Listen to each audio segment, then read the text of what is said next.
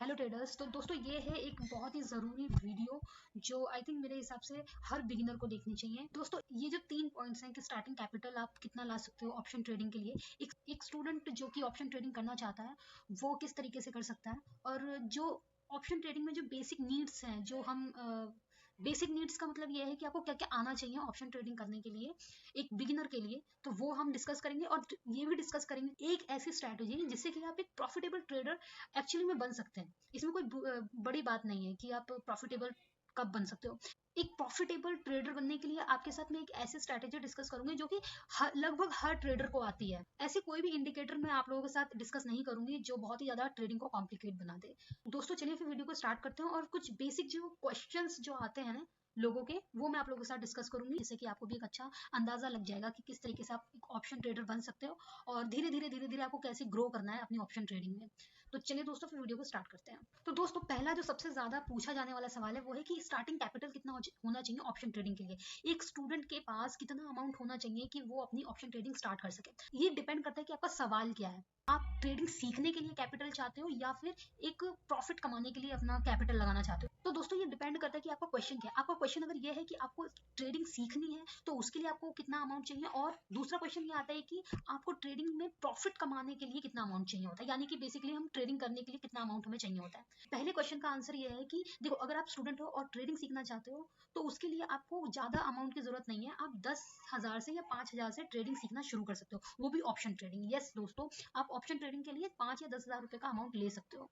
आप 5 या 10,000 का अमाउंट जो है वो आप रख सकते हो कि आपको इससे ट्रेडिंग सीखना है। मतलब मैं यहाँ पे प्रॉफिट की बात नहीं कर रही हूँ। सबसे पहले तो आपको ये सीखना होगा कि ऑप्शन ट्रेडिंग एक्चुअली में करते कैसे हैं। और रही बात, जब आप सीख जाओगे धीरे धीरे आपको आ जाएगा कि ये वाला जो आपका कैपिटल होगा वो हो सकता है आप 2 महीने चला लो, 3 महीने तक चला लो और उससे आप ट्रेडिंग सीख जाओ। रही बात, जब आपको थोड़ा बहुत ट्रेडिंग आ जाएगी और फिर आपको कितना अमाउंट चाहिए होगा ट्रेडिंग को शुरू करने के लिए, प्रॉफिट कमाने के लिए, तब भी मेरे हिसाब से आपको इतना ही अमाउंट चाहिए, उससे ज्यादा का अमाउंट नहीं चाहिए। जिस दिन आपने 5,000 को या 10,000 का 10% भी आपने एक महीने में निकाल लिया ना, उस दिन आप ये समझ लेना कि यस, आप अब अच्छा प्रॉफिट कमा सकते हो। अब आपको स्ट्रैटेजीज पता चल गई हैं, अब आपको मार्केट का अंदाजा हो गया है।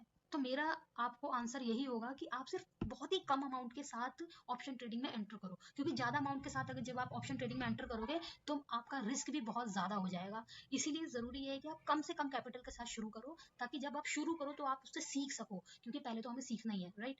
नेक्स्ट क्वेश्चन क्या आता है कि बेसिक नीड्स क्या है। तो बेसिक नीड्स में सबसे पहला आपका आ जाता है कैपिटल, ठीक है। फिर दूसरा आ जाता है डीमेट अकाउंट, ठीक है। फिर आ जाता है आपका एक 2-4 चीजें आपको पता होनी चाहिए, स्ट्रैटेजी जिसे कहते हैं प्राइस एक्शन। आपको प्राइस एक्शन जो है वो पता होना चाहिए। प्राइस एक्शन में सबसे ज्यादा इंपॉर्टेंट क्या होता है, सपोर्ट और रेजिस्टेंस। ये 2 चीजें आपको पता होनी चाहिए, सपोर्ट और रेजिस्टेंस क्या है, और फिर ट्रेंड लाइन। अगर आपको प्राइस एक्शन का ये पता है कि सपोर्ट मार्केट कहाँ ले रही है, रेजिस्टेंस मार्केट का कहाँ है, ट्रेंड लाइन कैसे ड्रॉ करते हैं, तो यकीन मानिए आपको ट्रेडिंग में आने के लिए बस इन चीजों की जरूरत है।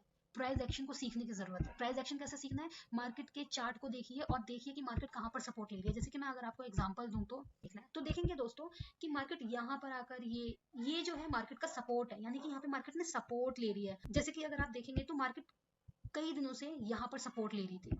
ये जो था मार्केट का ये वाला एरिया, इतना मैं आपको एक ड्रॉ करके दिखाती हूँ। ये जो एरिया है मार्केट का, तो यहाँ पे क्या कर रही थी, मार्केट सपोर्ट ले रही थी, राइट। फिर मार्केट ने क्या किया, यहाँ पर मार्केट अपने रेजिस्टेंस के आसपास खुली और मार्केट ने अपने सपोर्ट को ब्रेक किया। फिर मार्केट ने यहाँ पर आकर के एक दूसरा सपोर्ट बनाया। अब मार्केट ने क्या किया कि मार्केट ने सपोर्ट लेकर के मार्केट ने अपने पहला रेजिस्टेंस, जो कि मार्केट का पहला रेजिस्टेंस ये था, तो मार्केट ने अपने इस रेजिस्टेंस को क्रॉस किया, फिर मार्केट ने इस रेजिस्टेंस को क्रॉस किया। रेजिस्टेंस क्या होता है, रेजिस्टेंस का मतलब ये होता है कि मार्केट अब आगे कहाँ जाएगी। जैसे ये है सपोर्ट यानी कि निचला एरिया, और ये है रेजिस्टेंस मार्केट का अपर एरिया। जो सपोर्ट होता है, जो प्रीवियस सपोर्ट होता है, और जब मार्केट उस सपोर्ट को ब्रेक कर देती है और ज्यादा नीचे आ जाती है, तब वही सपोर्ट मार्केट के लिए पहला रेजिस्टेंस बन जाता है। इस बात को आपको हमेशा याद रखना है कि जैसे कि मार्केट यहाँ से नीचे आई और मार्केट ने यहाँ पे सपोर्ट लिया, अब जब मार्केट यहाँ से ऊपर गई तो मार्केट के लिए पहला रेजिस्टेंस क्या बना, वो ये वाला एरिया जो था वो मार्केट के लिए पहला रेजिस्टेंस बन गया। ये जो था मार्केट के लिए रेजिस्टेंस बन गया। सेकंड रेजिस्टेंस कहाँ बना मार्केट का, जहां पर मार्केट ने प्रीवियस जो डेज थे उसमें मार्केट ने रेजिस्टेंस लिया हुआ था, ये रहा रेजिस्टेंस, ठीक है। ऊपर का एरिया जो होता है उसको रेजिस्टेंस बोलते हैं।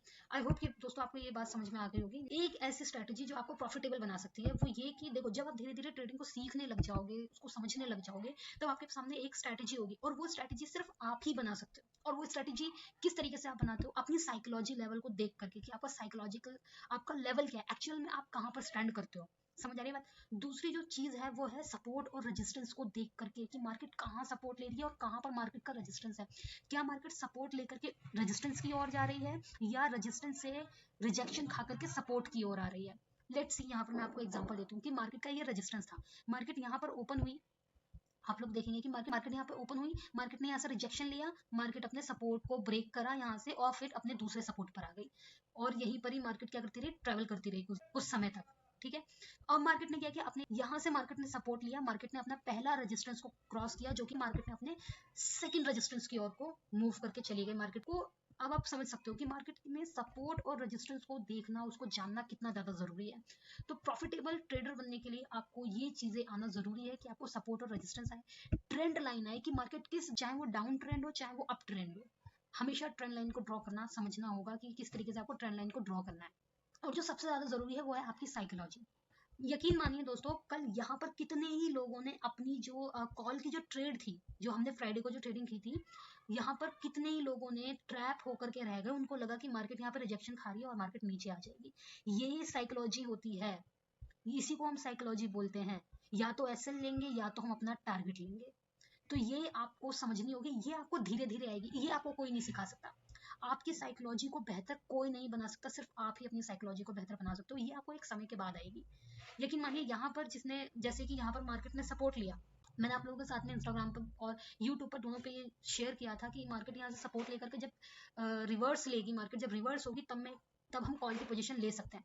तो मैंने एग्जैक्टली वही किया, मार्केट यहाँ पे सपोर्ट ले ली थी, मार्केट ने मुझे यहाँ पे अच्छी कैंडल्स फॉर्म करके दी, मैंने यहीं पर ही एक ट्रेड ली और यहाँ पर कहीं ना कहीं मार्केट क्या कर रही थी, थोड़ा सा भाव खा रही थी, कह सकते हैं, है ना, फंसी रही थी एक जोन में। फिर मार्केट ने यहाँ पर ब्रेकआउट दिया। अब क्या होता है ना कि कुछ लोग यहीं पर ही ट्रैप होकर रह जाते हैं, उनको लगता है कि नहीं मार्केट में दम नहीं, वो लोग निकल जाएंगे।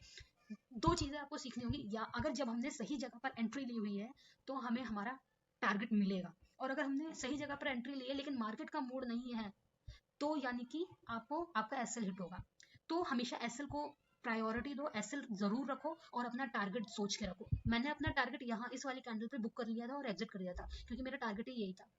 हालांकि मैंने अपना जो टारगेट यहाँ पर मैंने बताया था आप लोगों के साथ में, इंस्टाग्राम पे शेयर किया था कि ये वाला जो है वो हमारा फर्स्ट टारगेट हो सकता है। तो ऑफकोर्स यहाँ पर टारगेट मैंने बुक नहीं किया था, क्योंकि मैं देख रही थी कैंडल अच्छी फॉर्म हो रही है, तो हमें देखना है कि वो कैंडल कहाँ तक जा सकती है। तो 15 मिनट की कैंडल थी, उसने यहाँ पे क्लोजिंग की और यहाँ पर इसी वाली कैंडल पे मैंने क्या कर दिया, एग्जिट कर दिया था।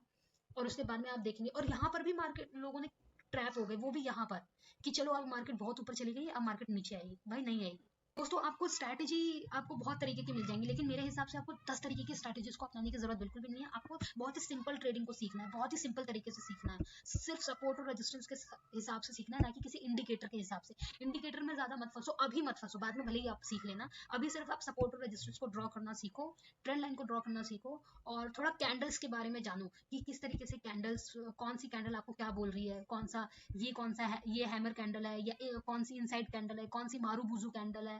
ये थोड़ी कैंडल्स के बारे में जानना सीखो। जैसे बहुत सारी कैंडल्स होती हैं और कैंडल पैटर्न्स होते हैं कि कौन सा कैंडल पैटर्न्स आपको बुलिश का सिग्नल दे रहे हैं, कौन सा कैंडल पैटर्न आपको बियरिश का सिग्नल दे रहा है, कौन से चार्ट पैटर्न्स आपको बियरिश का सिग्नल दे रहे हैं, कौन से चार्ट पैटर्न्स आपको बुलिश का सिग्नल दे रहे हैं। तो ये कुछ पैटर्न्स होते हैं, इनके बारे में जानना सीखो। और बाकी रही बात सबसे ज्यादा इंपॉर्टेंट जो होती है वो होती है आपकी साइकोलॉजी। साइकोलॉजी आपको कोई नहीं सिखा सकता, कोई नहीं सिखा सकता, ये सिर्फ आपको सीखनी होगी। जब आप लाइव चीजों को हैंडल करना सीखोगे, जब आप लाइव आओगे, तब आपको ये सारी चीजें पता चलेंगी।